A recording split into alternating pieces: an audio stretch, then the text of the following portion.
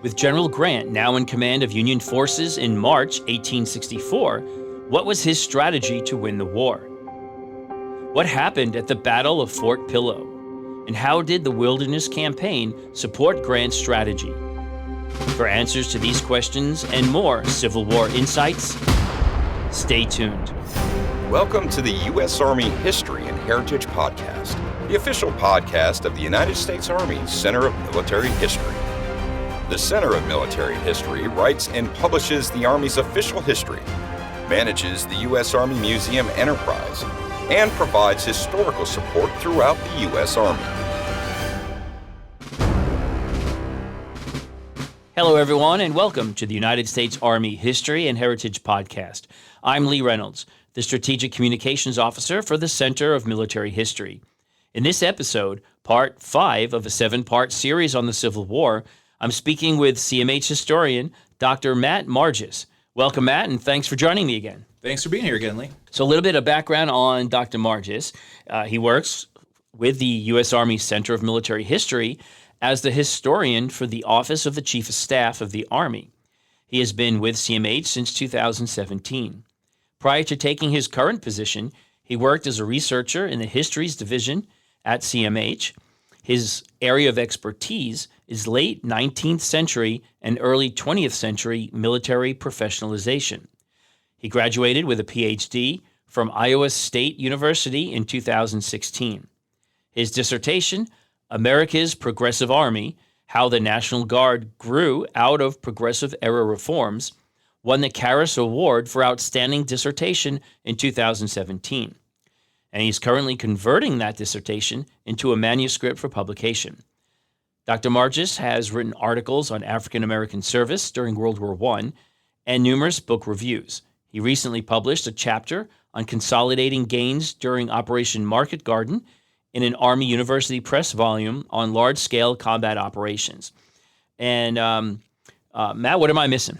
Yeah, I think you hit a lot of it again. I'll just do another shameless plug for the annual Department of the Army historical summary that we, over an FPS, put together every year that covers, as I mentioned last time, it covers the Headquarters Department of the Army activities for one fiscal year. And so we just released FY20, hoping to get FY 2021 out by the end of this year, and then we will start working on 22. Great, and those publications, the DASUMs as we call them, Department of the Army Summary? Department of the Army Historical Summary. Historical Summary. And those and all of our publications are available from our website for free downloads at history.army.mil.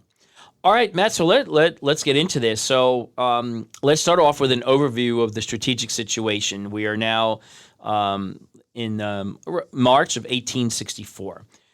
General Grant is the Union commander. So describe how the Union Army is arrayed and what Grant's strategy is. So General Grant, Lieutenant General Ulysses S. Grant. First Lieutenant General in the Army, is it? First since George Washington. Since Washington, okay. Winfield Scott held that rank as a brevet, but was never officially confirmed as it. So first since George Washington, and he is in overall command of the entire U.S. Army.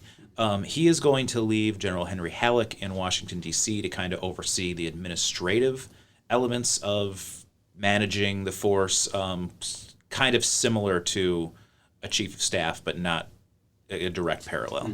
And what he has basically done is he is looking at the final strategy to win that he thinks will win the war. And General Grant had this ability that a lot of his contemporaries didn't necessarily have, that we would today consider strategic thinking or but if you would have asked somebody in 1864 about strategy, they would really define operations. They would be defining a campaign. They would be defining a theater. Most of them couldn't think or didn't think, they weren't trained that way to see things from very umbrella kind of strategic mindset. General Grant did. I think it was just he learned it as time went on. It's not something that he was innately born with. But he could sort of see a big picture in how to finally defeat the Confederacy. And his goal here was to basically run multiple operations aimed at different objectives with the ultimate goal of convergence. So that meaning that he was going to accompany the Army of the Potomac as it moved south towards Richmond. Then he would have his kind of next his first subordinate, Major General William Sherman, lead his armies in the Western Theater towards Atlanta, eventually capturing Atlanta, and then with the goal of then moving up from Atlanta to converge and meet his army somewhere around Richmond, unless he could capture Richmond first. And there were also subsequent operations that don't get as much kind of publicity, naval operations up along the coast, operations in sort of the Trans-Mississippi Theater, so sort of Louisiana, Texas, Right. and then some other middle continued operations in Tennessee, things like that. But he sort of saw this as a way of having multiple large formations running simultaneous operations towards a common goal. Right. Yeah, and that makes sense. I think, from the beginning of the war with Operation Anaconda, I think that's the last time we saw a major strategy to win the war. And what's really interesting is looking at General Winfield Scott's Anaconda Plan, as it was so called.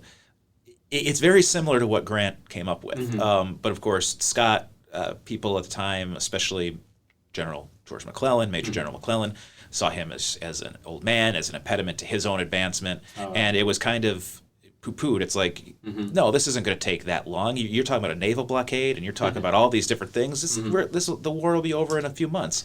Yeah. All we need to do is defeat this army and capture Richmond, and it's over. And if you That's a very European style of combat. It was a very 19th century mindset, and so in an interesting way, what Grant kind of devises is very similar to what General Scott had sort of envisioned 4 years earlier, but was somewhat dismissed. Right. All right, so good. So we understand what the strategy is moving forward. So how does he start implementing that? Yeah, so he's going to, and we'll talk more in detail about these, but basically in spring of 1864, once the campaign, if the campaign season can begin, winter freezes have thawed, weather is getting a little more conducive to large-scale movements, he's going to launch his simultaneous operations. He's going to have General Sherman begin his march from Chattanooga towards Atlanta, and he's going to push from the Army of the Potomac's fortifications towards Richmond, which will eventually become his overland campaign, and then which will settle into the siege of Petersburg. All right, and then while this was going on, there was a battle at Fort Pillow. So describe what happened there, because it's significant for different reasons, but. And talk about that, and how did it affect the morale in the Union Army, especially among black soldiers?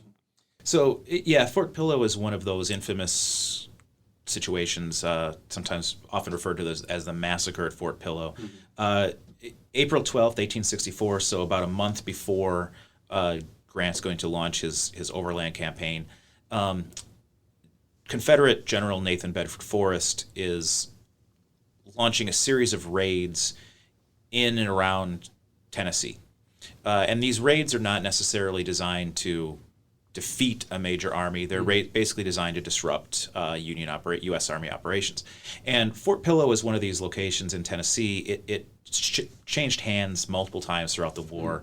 The most recent one was in late 1863. The U.S. Army had recaptured Fort Pillow and had held it since then. The garrison there was not very large, but about half of the soldiers there were of a U.S. colored troops regiment. So it was about half of the defenders at Fort Pillow were black soldiers. Forrest's cavalry, his very large cavalry force, almost effectively an army in a sense, will attack Fort Pillow on April 12th, 1864, and they successfully recapture the fort. The defenders weren't in the best position. They didn't really manage it well. They left some barracks as they kind of had to move some things around. They didn't destroy barracks, which gave the Confederates basically buildings to use as their own defensive posture. But in any event, what's going to end up happening is there's some confusion or some debate as to what actually happened, whether or not the U.S. garrison officially surrenders or they don't. But whatever the case was, there is a slaughter. A especially among the black soldiers. And was this after they surrendered? That's where the debate is whether or not they officially surrendered. But either way, had they not, most people agree, most historians agree that they had either officially surrendered or were in the act of surrendering, laying down their arms, basically saying this is no longer tenable.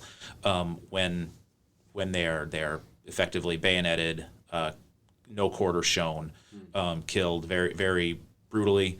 And specifically the black soldiers. Yes, and Forrest later on is going to claim that he gave no such order, but knowing his personality, whether or not he explicitly said to do that, it was probably a standing, just sort of standing practice in his army. But wasn't there an announcement made at some point that any black soldiers found would be summarily executed? There was, and the Confederate government had effectively said that, and that they would show. Well, actually, it was mostly that that black soldiers could be returned to a state of servitude, slavery, and it was their white officers.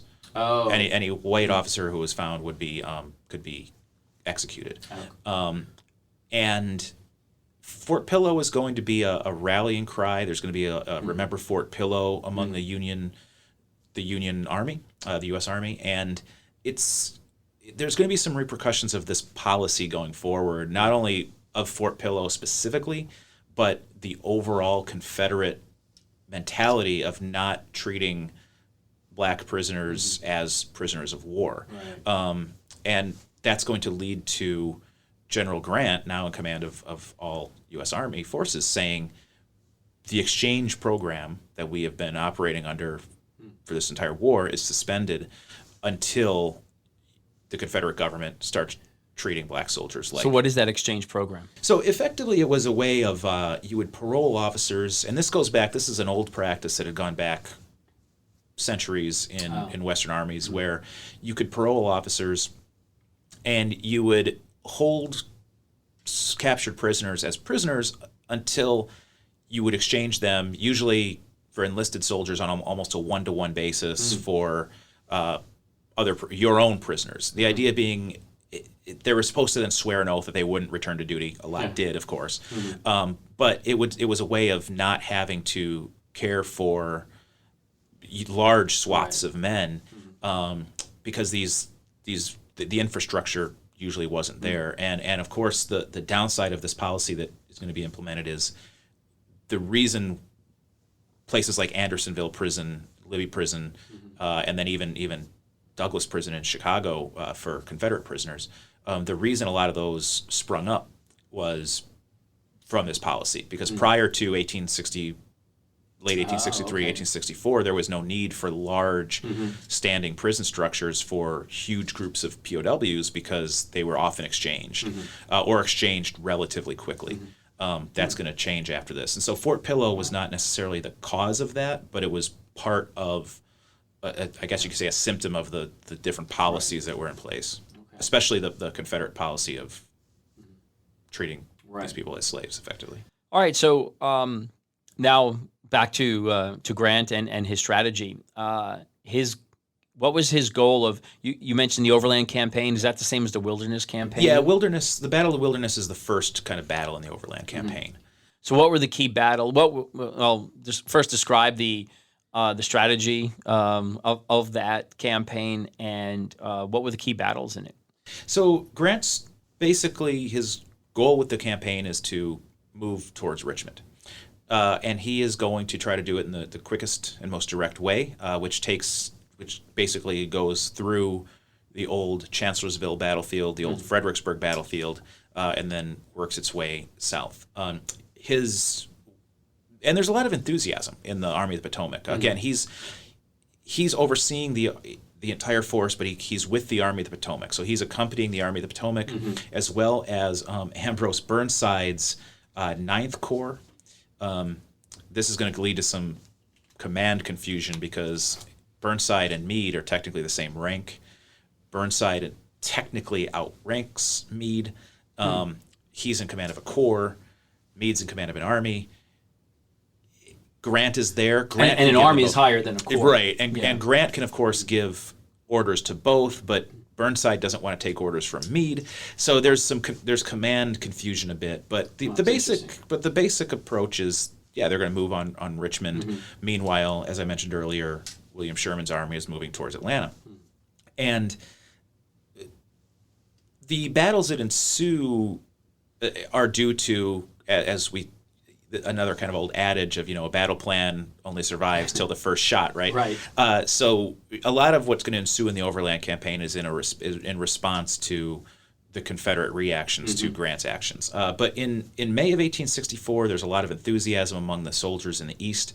They think we finally, this guy who doesn't look like we're used to. He's wearing a slouch hat and a dirty uniform, and he's only about 5'7", 135, 140 pounds. This very slight guy with a, kind of a raggedy beard, but he's won battles. So there's this thought that this is finally what we're going to need to defeat Robert E. Lee's seemingly impregnable or invincible army of Northern Virginia.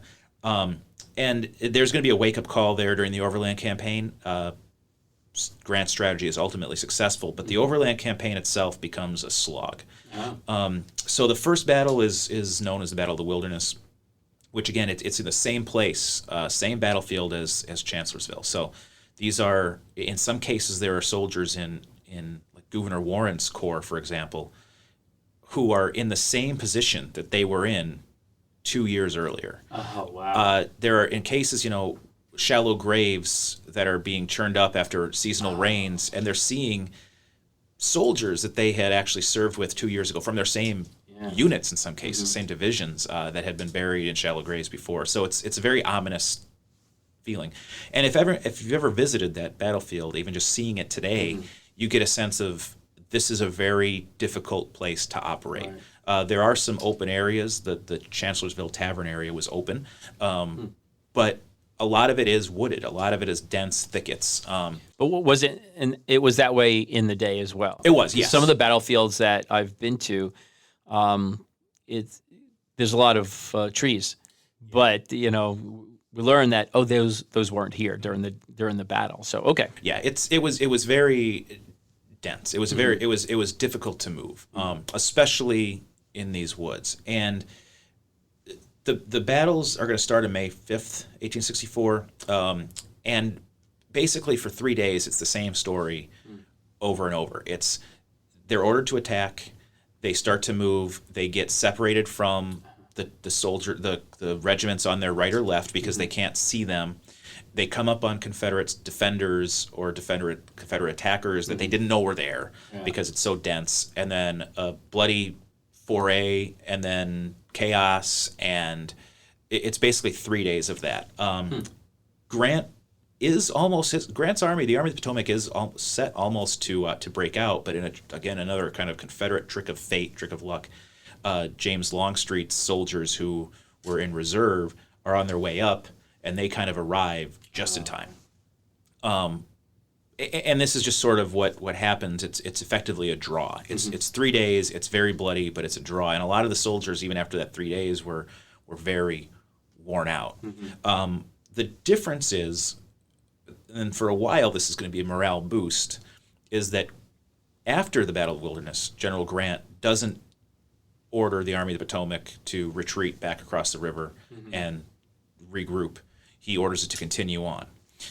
So at that point, if you would have looked at the Army of the Potomac and these Eastern armies on May 8th, they're excited. This is great. We're actually, we fought to a draw, but we killed a lot of them too, and now we're still moving. We're still going. And is that for Grant? Is that a lesson learned from Chattanooga and what happened in Gettysburg or other battles? Or? I think that was just Grant's way. I think at that point, at this point after the Wilderness, I think that is just Grant is determined. Grant is somewhat stubborn. Grant is, he's going to follow through with his strategy, and his strategy is to keep the pressure on. Because one of the things that Grant does understand is when the Wilderness begins, he has 100,000 soldiers under his command. That's almost twice as much as General Lee has. So he understands that if he just keeps the pressure on, eventually he's going to break this enemy army out.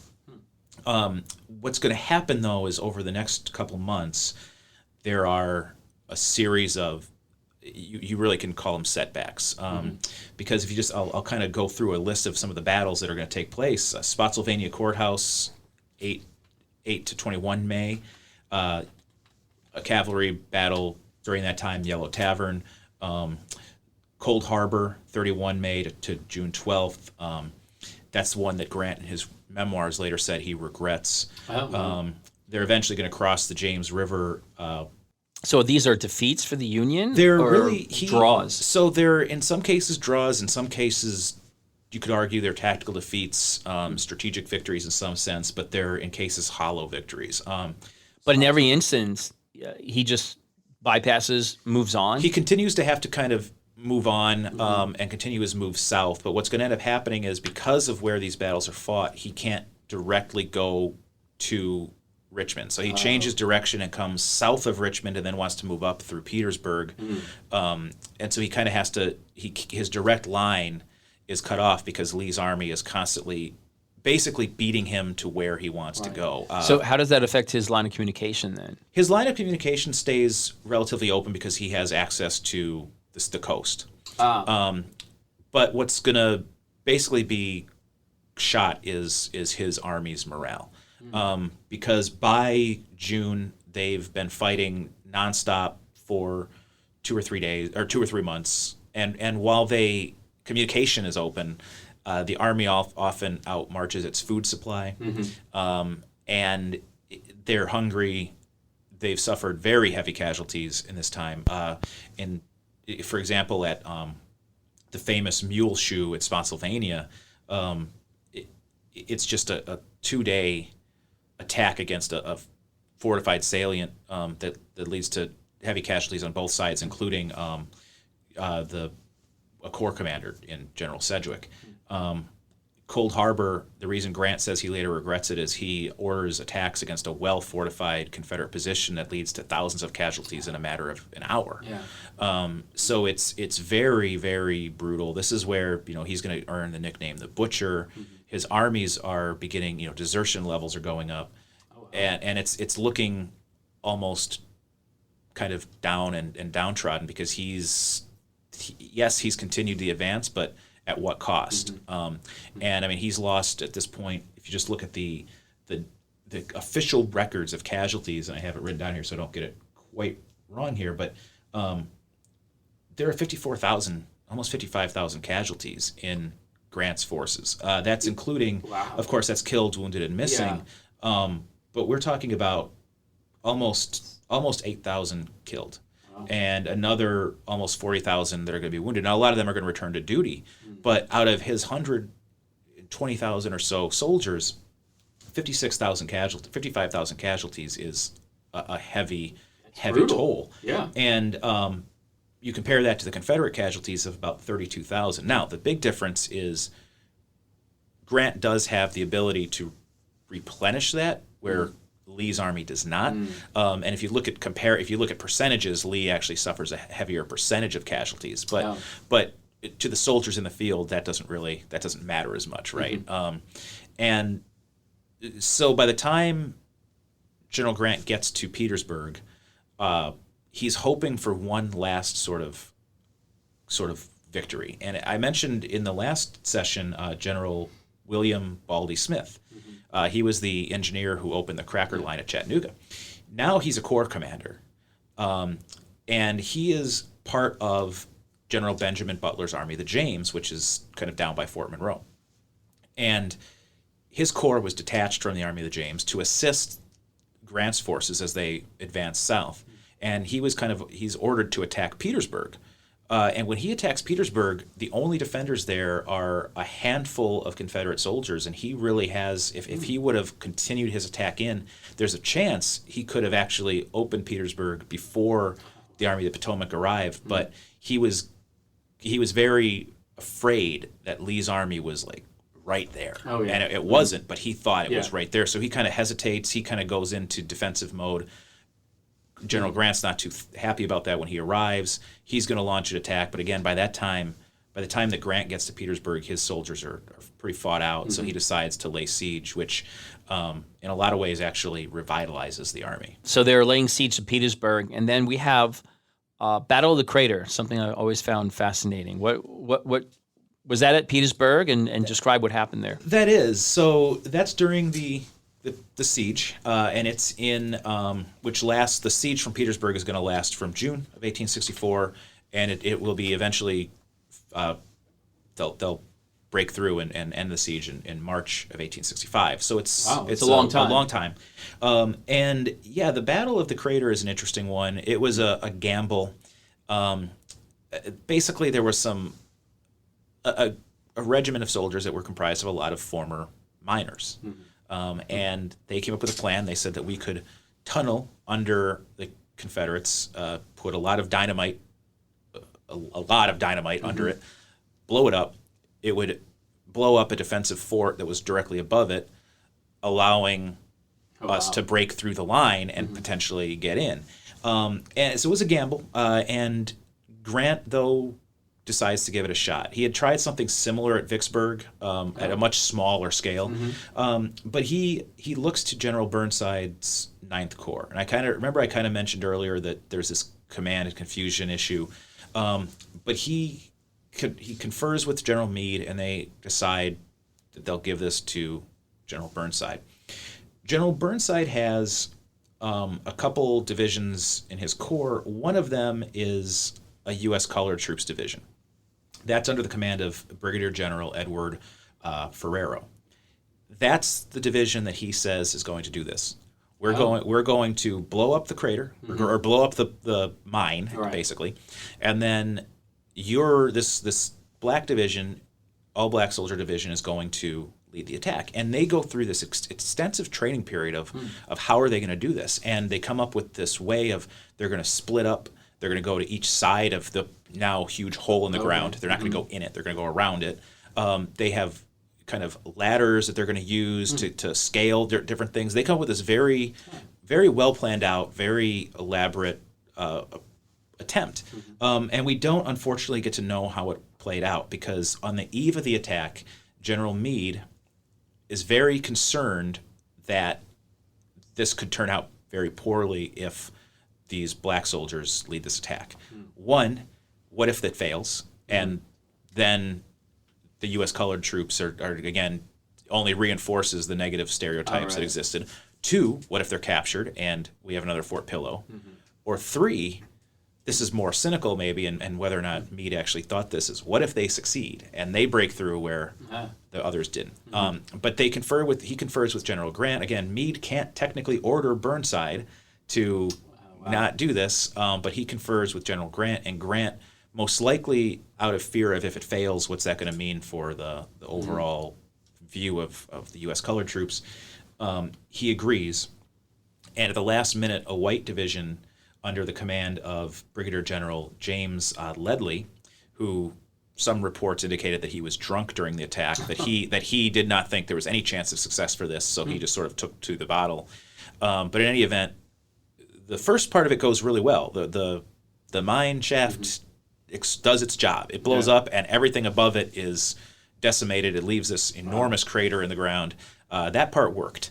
And the Confederates there had no idea. They're caught off guard.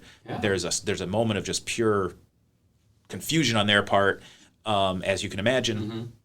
And then the infantry assault begins. Now, the troops that have been put into that position the day before, they had not been training for it. They didn't really know what to do. And rather than going around, they run into the crater. And they try to go through the breach line, which is effectively this huge hole in the ground. And, of course, they get stuck in it. And the Confederates, after a few moments of confusion, regroup and then begin basically fish in a barrel type thing. And the colored troops are eventually told to go in and follow up the attack, but by this point it had devolved into just chaos, because the initial plan had already completely fallen apart. So by the end of the battle, it's really you could call it a defeat. It's not really a defeat, because in the sense it just reestablished the status quo. But it certainly wasn't a success, and unfortunately the gamble didn't pay off, and we'll never know what had happened had it not been for the last minute change. Right. That's fascinating and interesting. It's excuse me, an imaginative concept, but like you're saying, just not followed through properly. Right. So, all right. So we've got Grant's forces, or the Army of the Potomac. Is it? What are they calling that now? It's still the Army of the Potomac, and there's also, like I said, Burnside's Corps, and then the Army of the James is in Virginia as well under General Benjamin Butler. So they're laying siege to Petersburg, basically. But now what's happening out west? Now we've got General Sherman is now in command. So what's his plan and what actions is he taking? So at the same time that in early May that Grant launches his overland campaign, General Sherman breaks out from Chattanooga. And General Sherman, he's commanding the military division of the Mississippi, so he has basically 3 armies under him, as well as a handful of other corps here and there. But the 3 armies under him are the Army of the Cumberland, under command since Chattanooga of Major General George Thomas. He has the Army of the Tennessee under command of Major General James B. McPherson, and then he has the Army of Ohio under the command of Major General John Schofield. And Sherman's approach is to move on to Atlanta in this case, and the issue that was holding the armies back before this was, how do you supply? How do you keep this? Because the farther you get from Chattanooga, the deeper you get into the South, the farther away you are from your supply lines. How do you keep the army fed? And Sherman decides he's going to kind of take his own gamble and live off the land. He's going to spread his armies into 3 separate columns, and he's going to give orders that they're going to send out foragers every day. And his view is it's time to punish the South. That they are the reason for this war. I want to end this war, and it's time to live off the land. There's a lot of myths and a lot of misperceptions of what Sherman actually does. There's all these, the Gone with the Wind. Oh, he burns farms. That really didn't happen. Typically, fires that were set were either set by retreating Confederates or the people who owned the farms themselves, who did it to prevent them from falling into U.S. hands. So the kind of the atrocities that are often attributed to Sherman just are myths. Didn't happen. But he does live off the land. Sometimes he will actually pay people some of the for animals. So they weren't just taking the animals. They often did, but yeah. And sometimes the pay was useless in some cases. Okay. But he was there was you're going to find your own animals. You're going to find food. You're going to find forage. You're going to go through. If there's a farmhouse and they have stocks of grain, we're going to take what we need. And that's how he's going to feed his armies, and he's going to move them through the Deep South, through Georgia, towards Atlanta. And he's going to do it in a way where he's trying to outmaneuver the other armies. I mentioned last time we talked about General Bragg being in charge of the Confederate forces there. He's been replaced now by General Joseph Johnston. And so for a lot of this campaign, it's Sherman and Johnston. Johnston will eventually be replaced as well, but he's just trying to outmaneuver. There are a handful of skirmishes, there's a handful of small battles, but Sherman is really just trying to do as much damage as he can without a large pitched battle. He's really taking to heart the kind of the old, art of war adage of, maneuver is how you win. And he also thinks that if he can demoralize the Confederate populace by doing this, and keep Johnston confused as to where he's actually moving, where he's going. If he's sending his 3 armies in different directions, they know where they're going, but perhaps General Johnston doesn't. And are they moving deeper split south? His forces. And, so he's constantly keeping him guessing. He's constantly keeping him moving, and he's trying to demoralize not only the civilian populace there, but also the enemy army as he moves towards Atlanta. And like I said, there's a handful of battles there. Not many pitched battles, with the exception of one, which I think we'll talk about. Yeah, so let's talk about that one, Kennesaw Mountain. So describe what happened there. Yeah, so that's June 27th, 1864, and this is the one moment where Sherman sort of moves away from his personal strategy. He saw an opportunity. Johnston's army was effectively somewhat consolidated at this position. It's, of course, as the name kind of indicates, Right. it's a And before we get position. into where is Kennesaw Mountain when you consider Chattanooga and then Atlanta? So is it closer to Atlanta or closer to Chattanooga? Yeah, it's in Georgia. It's in Georgia, yeah. And it's one of those just kind of it's just sort of a mistake battle. And Sherman realizes it. But he attacks, he launches a series of frontal assaults against a well-fortified defender. He kind of saw it as an opportunity. He thought, okay, if they're consolidated here, again, I outnumber them by a large margin. If I can get all three of my armies here and launch coordinated attack, we can maybe just defeat Johnston. It doesn't work out. It's a series of frontal assaults. Most are repulsed. A few cases of a breakthrough here or there, but mostly repulsed. And how long was this battle? It was just a day. It was a day fight, a couple days. I mean, the campaign you look at. There's fighting around it, but the pitched battle, the main element of it, was June 27th. And afterwards, the Confederates suffer about equal numbers of casualties, but afterwards, Sherman reverts back to his strategy of maneuver. He says, "I'm not doing that again. I'm going to, this is too costly. I don't want to risk losing so many." So, because he still outnumbers them, and he understands that, but he doesn't want to risk another heavy casualty battle or series of battles where then he loses his advantage. So he wants to press the advantage. So he goes back into, after Kennesaw Mountain, his initial sort of mindset. So does the Union even take Kennesaw Mountain, or do they just bypass it? They kind of just go around it. They sort of just he reverts back into his maneuver. He splits up, and they start moving around again. There's no real necessity to capture it if it's not worth fighting for. And so the Johnston's forces who were defending Kennesaw Mountain, do any of them stay there, or do they all withdraw also? They're gonna basically go back into their game of chase. He's gonna pull them off. They're gonna have to kind of keep trying to match Sherman move for move. Because he's the only thing that stands between Sherman and Atlanta. Effectively, yeah. Aside from some militia units here or there, and some other small contingents, but as far as field armies, he's basically the main army that's in the way. Yeah. Right, and then so they bypass Kennesaw Mountain and start heading south. All right, and then in our next episode, I think we're going to go into more details about what takes place through the battles of Atlanta and Sherman's infamous march to the sea and through the Carolinas.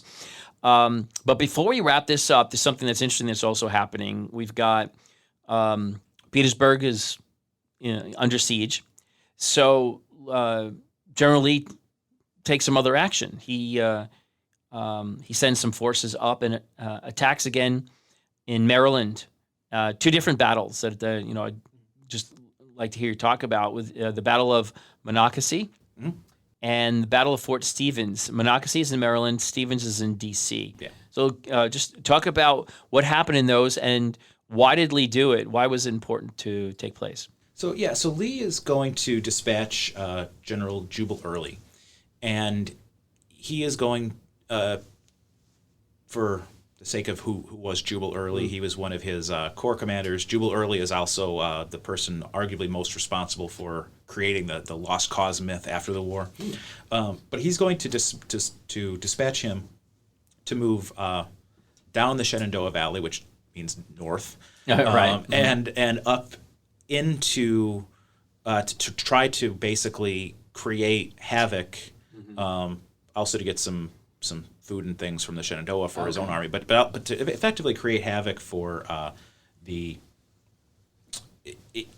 initial phase is actually to defend against Grant attempted an attack in the Shenandoah as well. So Early's armies are there to defend against that attack, and that's the kind of the first part of it's in Lynchburg, Virginia, West Virginia, I guess. And there's a few battles there, Newmarket, Piedmont. After those battles is when Early moves up. Early thinks, if I can go up into Maryland, once again cross the Potomac River, get into Maryland, and then move towards D.C. Grant has pulled all the D.C. defenders to reinforce his army. So the thought is that DC is basically undefended, and if he could move on it and attack it, not really believing he could capture the city, not really believing that he could actually end the war that way, but it might force Grant to lift the siege and send some soldiers back up. So that's what really is going on at Monocacy and at Fort Stevens. So Early's troops, they cross the river, and they move towards Frederick, Maryland. Frederick, Maryland is another one of these places where it's just like, wow, everything happens there. It's just outside there that on the eve of the battles at Antietam that the Lost Order is found. It's just outside Frederick. Frederick is going to become effectively a living hospital for wounded soldiers from Antietam. And then later, here's this Battle of Monocacy.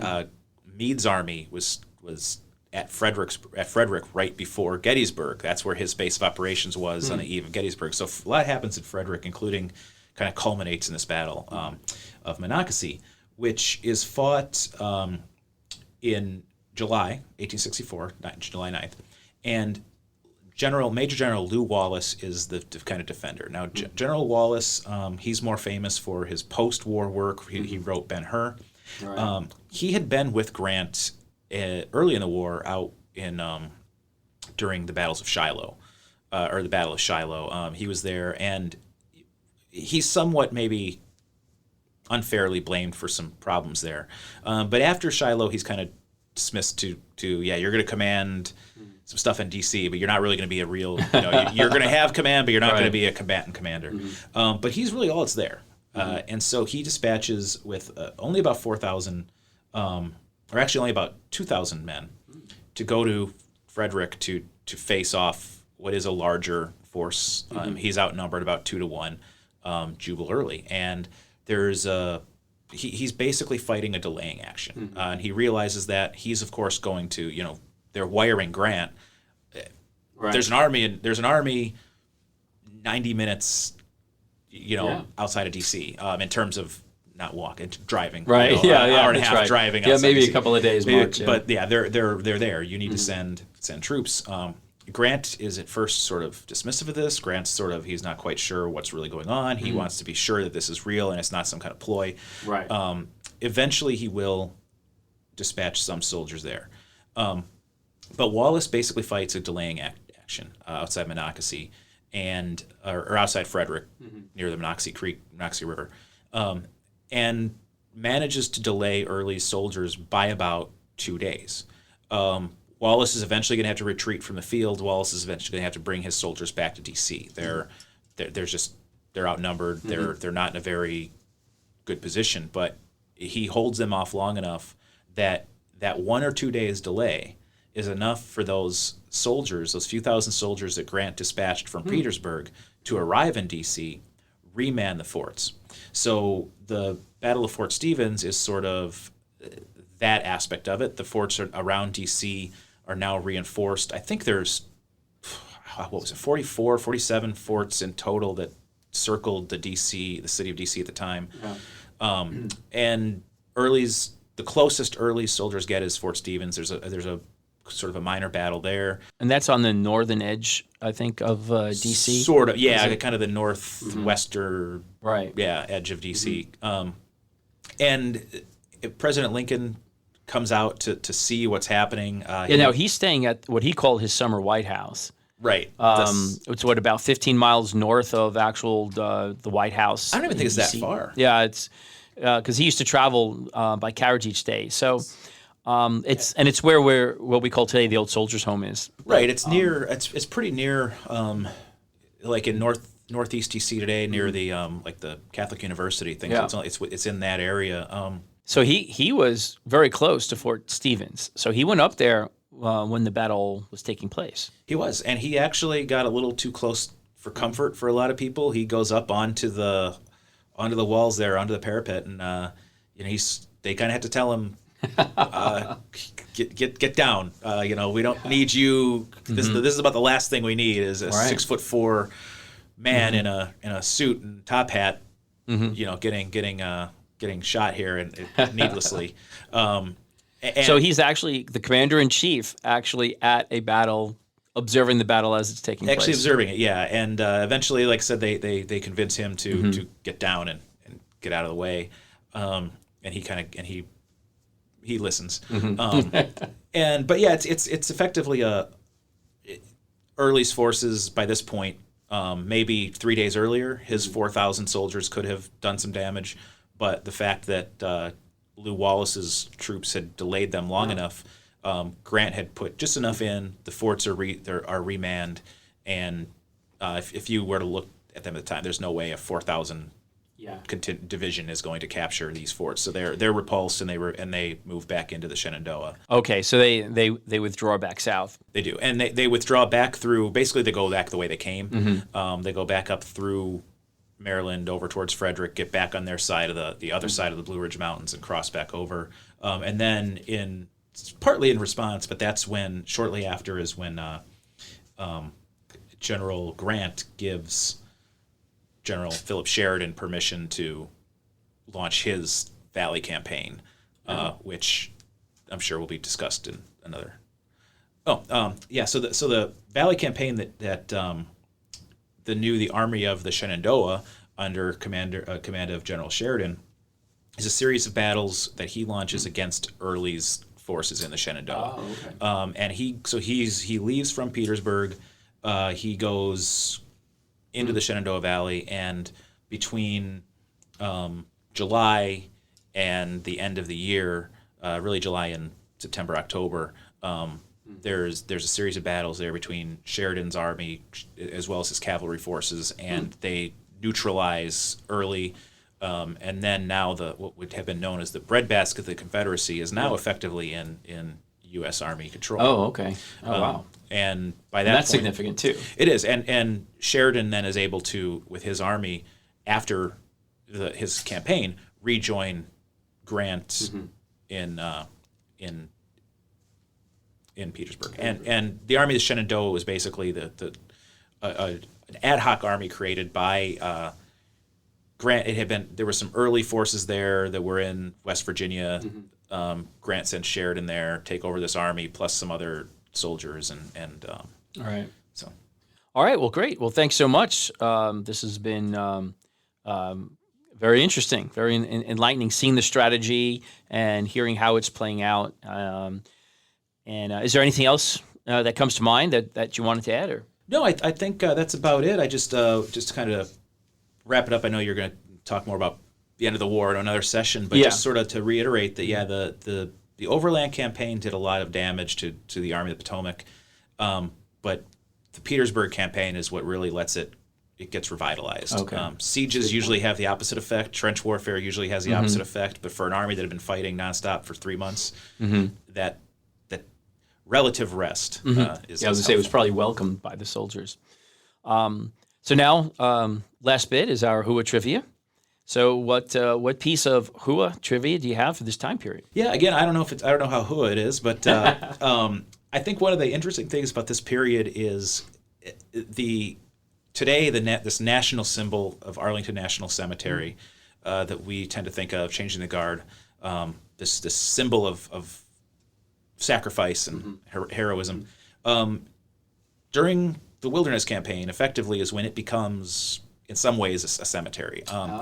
It had been under Union control since the very first moments of the war. That was Robert E. Lee's estate, Arlington House. The Arlington estate was owned by him and his wife.